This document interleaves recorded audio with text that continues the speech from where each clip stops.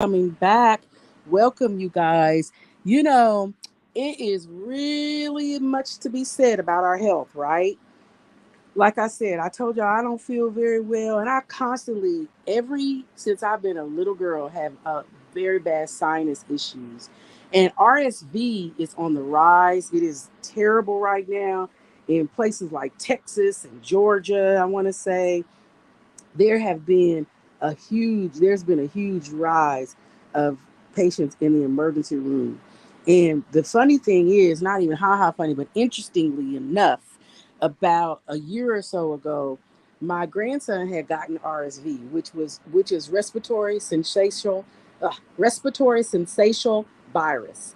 And respiratory syncytial virus was originally infecting, and it said that it mainly affects and infects young children, infants. Um, but it's a common respiratory virus that can affect people of all ages. And he was sick, and honey, we thought we had COVID, but we didn't. He and I had RSV, and I'm not even sure how he got it because at the time he wasn't even going to daycare yet. So it's just being out and about, and then the parents being out and about, and anybody being out and about, and just little kids are known to put stuff in their mouths that they shouldn't. So you never know. But anyway, he and I was laying and cooped up in his bed with RSV, honey, and it was the worst feeling ever. And now they're saying it can affect people of all ages, but its major cause of respiratory tract infections is mainly in younger people. But it is so important that y'all pay attention to your little people because even little kids now with this new strain of COVID have been getting COVID when they wasn't getting COVID when they was under 2. So now they're getting it, but also they're can get it with a combination of RSV, respiratory syncytial virus. So you got to be careful because it could lead to like mild cold like symptoms, but it can also be more severe like respiratory illness like bronchitis and pneumonia, particularly in babies and older adults. So it's most prevalent during the fall and the winter months, right where we at now. And so it's possible that I might have that, but I don't feel sick. I just don't feel well. I feel like like if you bend over to grab something because it fell on the floor and then you stand up, you're dizzy because your head feels thick and full. Well, I have sinus pressure. And again, because I've dealt with my sinuses for years, and specifically when the weather starts to change from warm to cool or whatever, even here in LA, we got the sun all year round. It's not bad here at all. People are still wearing shorts, and they will all year. But it's the principle of it. It's the climate and the way that um, the marine layer is out now, which for us that means it's cloudy and you might get a little bit of rain and a little misting or whatever. But for the most part, I just wanted to educate you guys a little bit on RSV. As I mentioned, it is uh, respiratory syncytial virus, and it's straining uh, a lot of hospitals. Like y'all remember what it was like when COVID was out and they didn't have any space in the hospital. But U.S. officials now are releasing more shots for newborns for it because the RSV infections are rising huge, huge, huge, nearly filling hospital emergency rooms, like I said, in Georgia and Texas and even in some of the other states, you know. But this electron microscope image that is being put out on the internet is being produced by the National Institute of Health, shows human respiratory syncytial virus, and it's is really pretty bad in terms of how it has um, grown into a bigger and bigger virus. They said this surge is huge in um, the world right now, and they were releasing over 77,000 doses of a new RSV shot for newborns. See, and that sparks a whole nother issue. Do you want your newborn to have a shot that's new? You know what I'm saying? I think that one of the things that I will continue to believe, and I'm not sure who's with me on this, but I believe that the government you know, somehow they slipped up, and COVID didn't go the way that they wanted it to go. In other words, had everybody stayed on the bandwagon of fear, then they would have been able to manipulate, maneuver, and coerce people to do things in a different way. But somehow it dwindled off and it didn't stay the way that they wanted it to, meaning that now they got to come up with something new. And they tried to attack the old people, the older people. That didn't work. I mean, a lot of people died during COVID, don't get me wrong, and I sure am sorry, and we are missing many of them. But with this RSV, now it's attacking the other end. See, y'all got to stay woke, and I don't think y'all pay attention. I think people sit there and want to come up with these conspiracy theories, and maybe that's what you're labeling what I'm saying. But what I am saying is not so much on the lines of conspiracy theory as it is in the lines of control. The government never can control the world and never has been able to. You know, it's not up to man to direct his own steps. How's he going to do that for us? But they try to with so many things, doing so many different things to get people to do what they want them to do. Now, this RSV shot, just in the last segment, I talked about, people get worried about how their kids are showing signs of being this way or being that way. But it all comes down to one thing: watch your kids, pay attention to your children. Okay, don't put it off on somebody else to let somebody else keep them, so that you could later on find out years later somebody was doing something they didn't have no business doing. Don't let them stay in somebody's house who may not be as clean and as safe as you are at your house. Monitor, watch, and um, regulate your own household, and make sure that you maintain things in a normacy, so that your children stay safe. Period. They're the only things, the only ones we're the only ones that they have to protect them. And they're little people. They didn't ask to come in this world. You may not have planned to have them, but you did because you didn't plan not to, so you got them. But RSV infections are rising huge in our country. And if you want to be one of them parents that doesn't want your children up there getting a shot that you haven't seen if it was regulated or not, then you're going to have to pay more attention.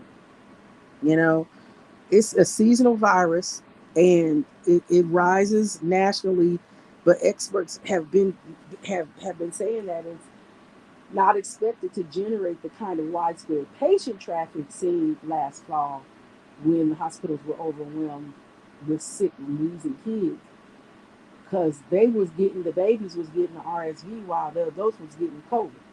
But there's saying cases are likely to rise in more parts of the country.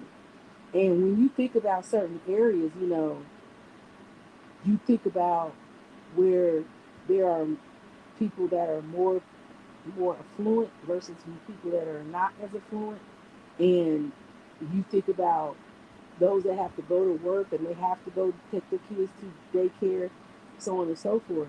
You know, in some of those countries, that's where we see the infections that are intense. And they're not going to tell you, oh, it's this state or that state. They are putting out there that it's Georgia and Texas, but at the same time, the experts at the Center for Disease Control and Prevention are basically saying, it's becoming intense. So you need to be careful. And if you are not paying attention to your child, then the expectation of your household becoming sick is a greater risk. You know, there's at Cook's Children's Hospital in Fort Texas, uh, Dr. Romano, she's one of the doctors that is a pediatrician out there.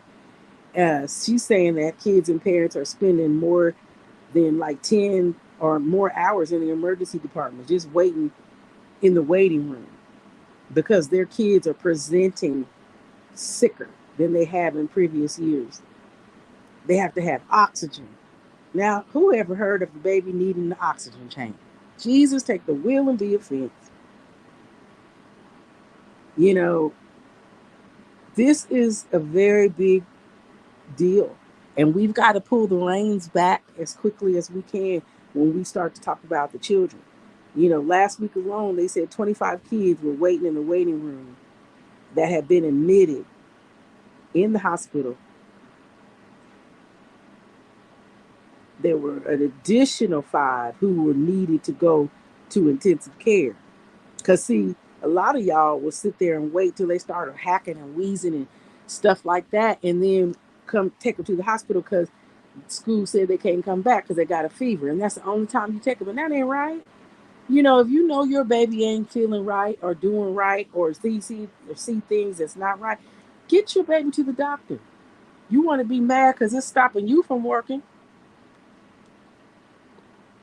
But please, y'all, take care of your children. Can't nobody tell you what to do because y'all gonna do what you want to do. But that was just in Texas alone, and in Georgia's children healthcare in Atlanta, they had a surge of RSV, had high volumes of patients. It was strained their staff. They couldn't even stay on top of things. Their emergency departments were busy. Their pediatrician offices were busy. You know, and then on top of that, they have this newly available shot to protect the newborns against the RSV that virus, but it's been difficult to get because they only produce 77,000. So there's a lot going on, everybody, and we really need to pay attention. It's dangerous for both older people and infants. And so the last couple of days, I'm telling you, yesterday I couldn't move. I literally was exhausted. Like I hate that feeling. Now today when I woke up, I felt well rested. But I have that little post nasal drip or whatever, and I feel the pressure in my head. And about 7 or 8 o'clock this evening. It's only 5 o'clock my time on the West Coast, but in about a couple hours or so, I'll take me another Advil, and it's draining it, and it should drain it. But in the process of that, it does make me very tired. Um, I had my tonsils removed at a very young age. Well, okay, no, it wasn't young. It was younger. But I was older. I wasn't a kid. I was late, you know, I want to say teens, but it was even later than that. But anyway, so I tend not to get sore throat, but I will get like a sore, the roof of my mouth, and I can tell that if I had tonsils, that my throat would be sore. And I have not taken a COVID test. Thankfully, I've tested negative, but I'm not feeling a lot of those symptoms. But after today, I will probably take one if I don't feel better tomorrow. But it's more just the pressure in my sinuses. And that new strain from COVID is saying to have sore throats and some other stuff, flu like symptoms. So I don't have that. But toll is even greater in adults 65 and older. It's causing like 66 to 10,000 deaths and 60,000 to 160,000 hospitalizations based on what the CDC said for older people. So if you are a household divided with both young and old, please be careful with everybody in there because it will continue to, reinfect. And the unfortunate part is when it does reinfect, what it does is it will mutate and different strains of it will start doing different things and catching on, making it more difficult for them to treat. Because once a virus mutates, basically they have to re-study that virus in order to kill it. So just be careful because RSV infections fell during the beginning of COVID-19 in that pandemic because many of the kids and adults stayed home and took precautions against respiratory viruses.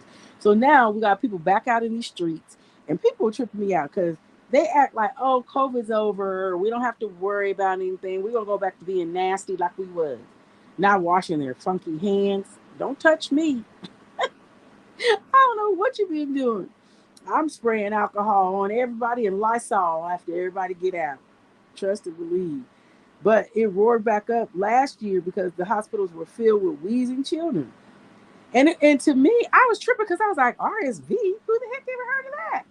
And it was some new respiratory virus, but I don't know if it was new. It's just often infected children at the same time and made their condition worse. And some of those other viruses are calculating now too. So there's other ones. Data on RSV is limited, but it's because like if you ask me, that was the baby COVID because they wasn't getting COVID, but they was getting RSV. Now where the hell was they getting RSV? They weren't even giving us this data last year, but it limited most of the information was limited and it wasn't available because the diagnoses in some states, like I said, Georgia, Tennessee, and Virginia, and Texas are near the levels now that we're seeing last year. So see, they're not slick because I'm not going to say that these are indigent states or what have you, but they're southern states where you have a huge African American community or BIPOC community. So we've got to be careful because I just feel like you never know. They could be trying to kill us all off. I know I sound crazy, but I ain't crazy. Y'all ain't crazy. Y'all need to be paying attention to your children and yourself because this is a sharp rise in cases. And all of a sudden, last year we had COVID. This year we got RSV. Even though RSV was out back last year, they just wasn't publicizing it because it wasn't what was mostly being infecting people at the time. It was COVID.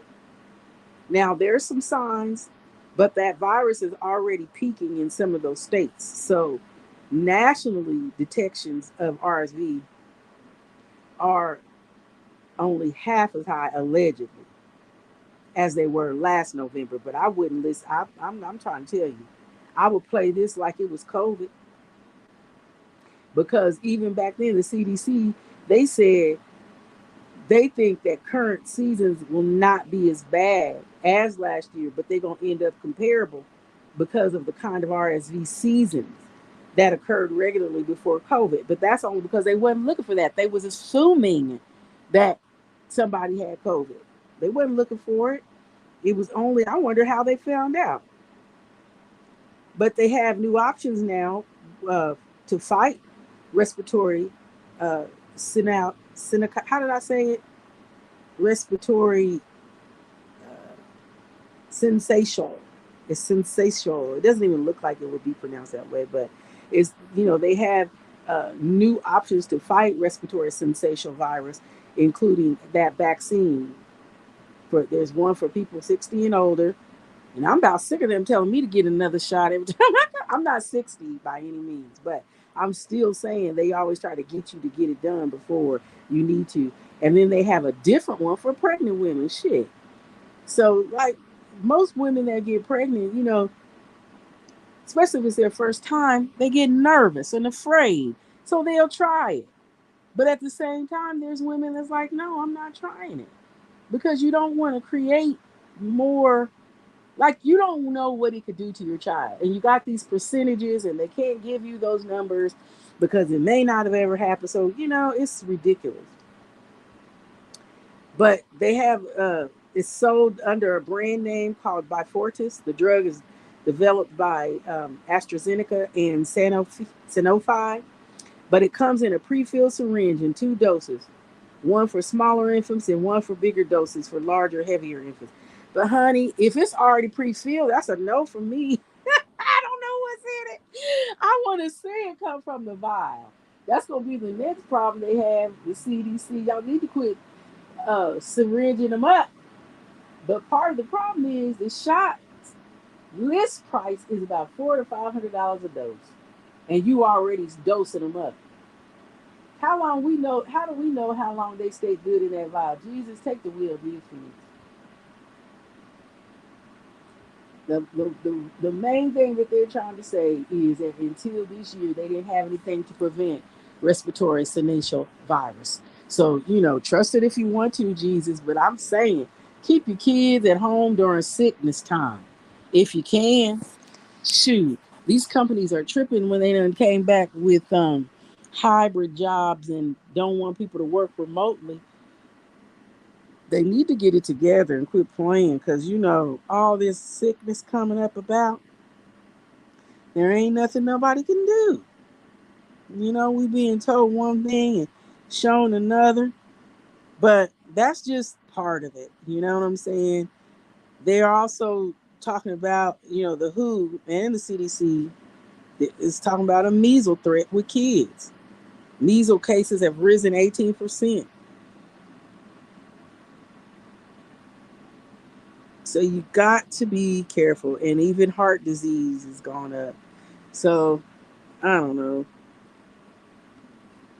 It's a terrible situation. A lot of things going on in our country. And we just got to be careful, you guys. So make sure that you check on your babies and keep them healthy and safe. Be blessed, everybody. And thank you for joining me on this edition of Each One Teach One with Dina Marie Live. We'll be back right after this with our last segment of Rep Your City. And again, with our abbreviated segment. Be right back. Thank you, guys.